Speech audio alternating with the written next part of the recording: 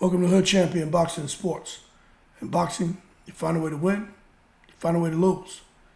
Boom, the IBF strikes again. Y'all probably didn't even know this happened. Some of you guys do, but some of you guys don't. You see, this IBF, it's a little sickening, man, the way these people operate. We know the secret society is real. We know the key decision makers behind the scenes are real. And we know the only people who know what the hell is going on, not as content creators, but the secret society, the fly on the wall, the fighter, and people intimately involved with the decision being made when it comes to these titles. Now, if y'all didn't remember, Crawford's been through this already. Shit, this is round 2 with the IBF. Y'all don't remember this? But I will say this, that's why it's hard. That's why it's hard for a fighter to remain undisputed. Because these sanctioning bodies, let me tell you something. Y'all wonder how a fighter can be unified, right? Not undisputed, can be unified, have 2 titles, and not have the mandatories forced on them for a couple years. And y'all wonder how that happens, right? But then you get a guy who goes on, ends up becoming undisputed, right? And now all of a sudden they're like, oh, hey, you have to enter negotiations with the fighter and have a deal done within a few months. If not, we strip you. It leaves your head spinning. But I'm going to tell you this right now. What's going on with what happened with Terence Crawford and the IBF and Jerome Butsinis. It's nothing new. Crawford knew what time it was. You know what I'm saying? He was in a horrible position. This happened to Josh Taylor with the WBA, I believe it was. But let's, one thing at a time. So, back in 2017, right? You remember, now I'm going to read some stuff to you. It's right there on boxingscene.com. You can go in there and type in Terence Crawford, Lipinets, and it'll pull it up. Or just Google it. It'll pull it up. You can read the article. But Terence Crawford had to let go of his IBF strap at junior welterweight. Okay? Once he became undisputed, he ended up having to give up that IBF strap. Same thing happening to him right now. Became undisputed, but at this time at 147, had to give up that strap. Now, in 2017, before they forced him to vacate the strap, he had just went out there, man, and unified the entire division. Okay? Now, remember, it was Ndongo who he fought when he, in order to become undisputed. But check this out. After he won that fight, he was ordered by the IBF to face the mandatory challenger, Sergey Lipinets, who at the time was 12-0 and 10 knockouts. Now, there wasn't a lot of time to make that fight. And this is the problem, right? Lipinets promoter Tom Brown bypassed the negotiation period, and requested an immediate purse bid, which the sanctioning body scheduled for August 31st. So when they did that, there was just really it wasn't enough time for Terence Crawford to try to do any negotiating or do anything, especially once it goes to the immediate purse bid. There's nothing you can do. So the bottom line is he just didn't have any time. He just really didn't have much time. So, Crawford said, F this crap, I'm going to move up to 147. So they didn't really treat him fairly, in my opinion. But bottom line is, sanctioning bodies, they do what they want, okay? They do what they want. Now you look at this situation here with Butsinis. This is what's crazy, right? IBF again. We understand Butsinis, and remember he was over in that WBO column for a while, and then he goes over there in the IBF, and he happens to get himself into a fight, becomes an interim champion, right? Now he's there, an interim champion in the IBF. After 12 months, whoever the champion is, if he doesn't fight the interim challenger, then you lose your belt, right? They get elevated. But this is the part that I think is a little crazy, is Earl Spence had the belt for quite some time. And I understand Terence Crawford beat him, but also, but to me, it's like, why not reset the clock? But I understand. You got the guy who's mandatory. If they keep resetting the clock, then whoever's mandatory, okay, he's at the, let's say he's at the 8-month mark as being the interim champion. Then the full-blown champion loses. Now that clock is reset, so now he has to potentially wait another 12 months. So 12 plus the 18, you're looking at 20 months, right? So I get it. You just can't keep resetting the clock. But they come now, the IBF, and tell Terence Crawford, you got to go and start negotiations with Boots Ennis, and you got I think a few months to get it done. And he's like, well, I got Earl Spence out here to rematch that I'm trying to get off the ground.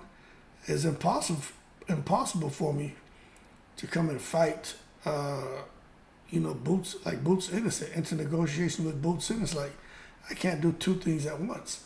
And that's the exact same thing that happened to Josh Taylor. Josh Taylor went through a very similar situation, but I think his issue with the WBA, basically trying to force a man to have a fight, to make a fight. You know what I'm saying? That just is impossible to defend the belts at the same time. You know what I mean? It's two different people. Like, you just can't do it. So bottom line is, man, I kind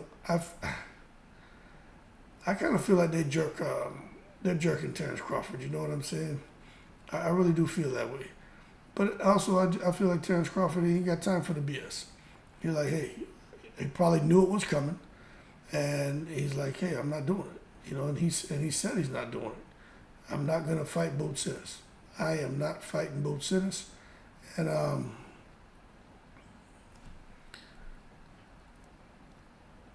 people are calling him a duck now, but let me tell you this. Can you blame Terence Crawford for saying, hey, you know what, go ahead, keep that belt? I don't care. As a matter of fact, I'm telling you guys right now, let me show you something, right? I'm gonna pull something up and show you something, right? This is what's about, because I'm always looking at, I got a little website I like to go to. This is what y'all about to get. I talk about it all the time, but let me show you what y'all about to get. Let me make this a little bit smaller for you. I do that in almost every damn video. Figured I'd have this down to a science by now, right? So when you look here at 147, right? You see Crawford is the man. Spence, Ennis, Ortiz, Stanionis, Santillan, and bubbled up. Crowley, Vanessa, and Giasov, Barrios. But when you come down here, this is what you guys have to look forward to. Right? Let me do this right here. You see that WBO column, right? Terence Crawford still has that belt, because I have no doubt Terence Crawford is going to go and bubble up. If he can't get the Earl Spence fight, he's going to go straight at Zoo.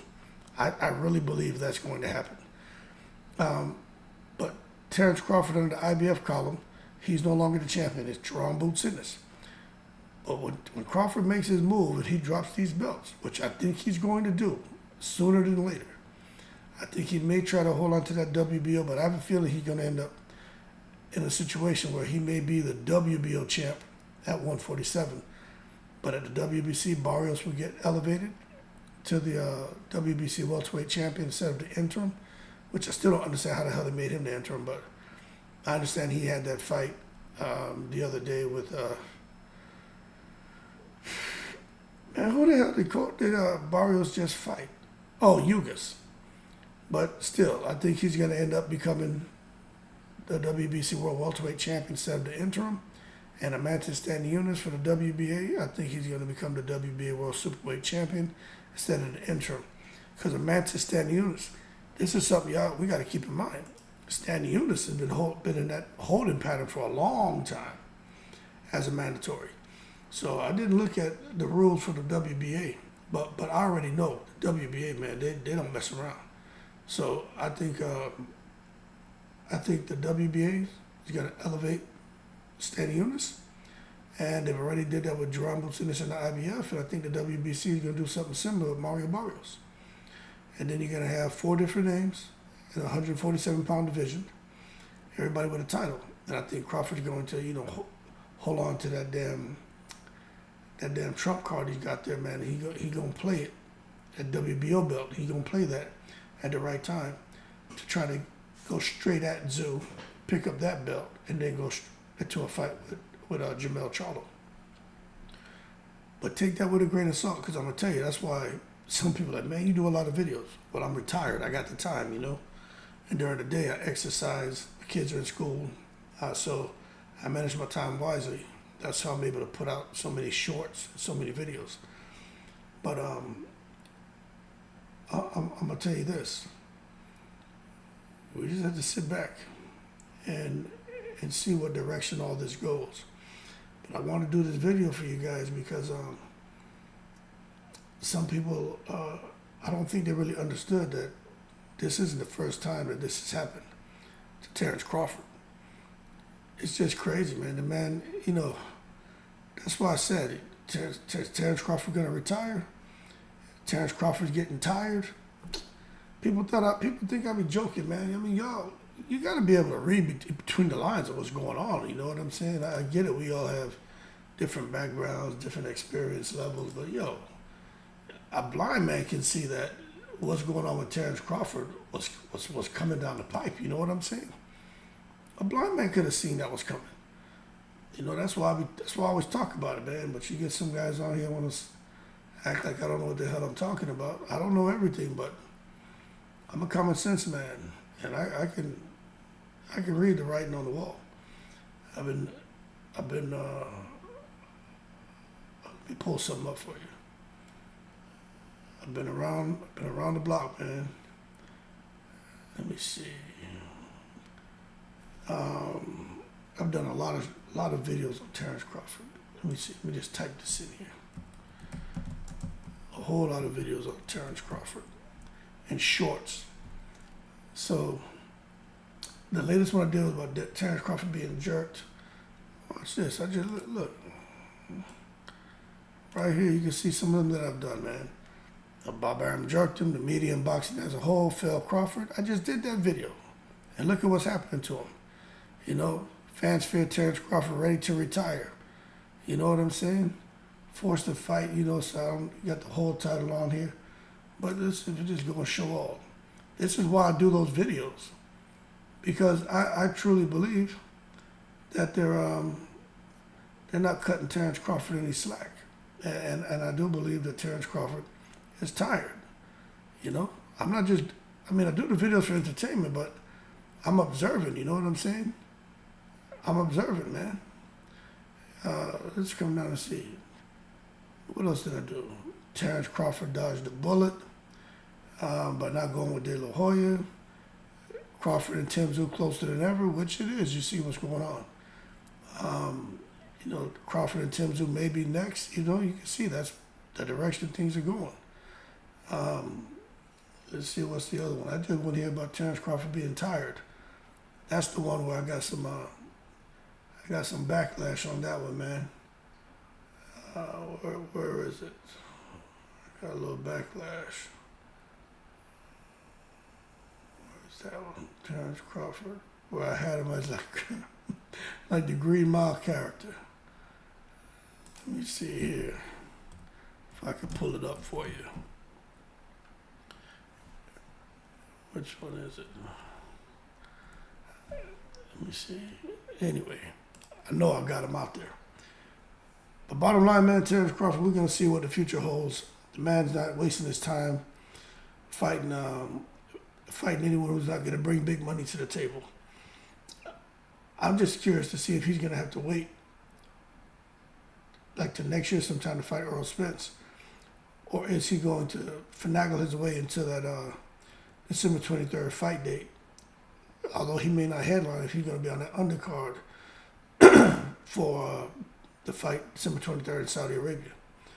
I'm just really curious to see what direction he goes now. One thing I will say is when they no longer have the obligation to worry about mandatories. They can breathe a little bit. That's why Anthony Joshua is kind of happy right now. He can do whatever the hell he wants. He doesn't have to worry about mandatories, sanctioning bodies. He does what he wants. And I think with Terence Crawford, he wants that flexibility to do what he wants, but he's not stupid. He's like, hey, take the WBC belt, take the WBA, take this IBF. But I'm 90% sure Crawford's going to hold on to that WBO. I am 90% sure. You just never know for certain, but just seeing the direction things are going and with what he's endeavoring to do, I am pretty confident he's going to hold on to that WBO belt, and we're going to see these other guys, the other two guys, get bumped up to become the full-blown champions in the WBA, WBC. It's already happened in the IBF. But anyway, y'all keep cool. Shout out to the veterans. Ain't nothing new, man. IBF strikes again. It is what it is. I don't know if they're just following their own rules. They don't want to be like the WBC and Jamal Charlo, where the damn belt stays hostage for 2.5, 3 years. Or if they just, are being nefarious towards Terence Crawford. Honestly, I really don't know what the deal is. But hey, you know what? They can do what they want. But they're selectively applying their rules. And that's the part I don't quite agree with. But at the end of the day, it is what it is. Y'all keep cool in the breeze.